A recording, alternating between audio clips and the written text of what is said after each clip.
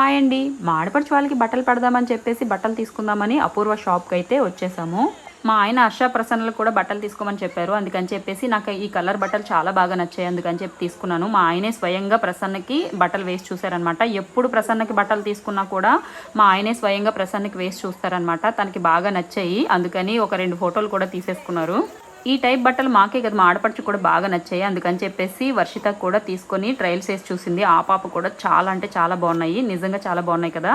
ఈ టైప్ బట్టలు ప్రసన్నకి వర్షితకి ఎలా ఉన్నాయో కామెంట్ చేయండి.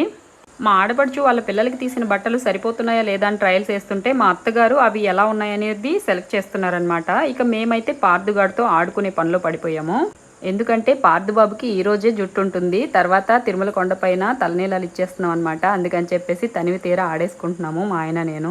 చూసారా ఎంత క్యూట్గా ఉన్నాడో. నా దిష్టే తగిలేంత అందంగా ఉన్నాడు. ఓకే, మరి పిల్లల బట్టలు ఎలా ఉన్నాయో కామెంట్ చేయడం మర్చిపోవద్దు. Next video follow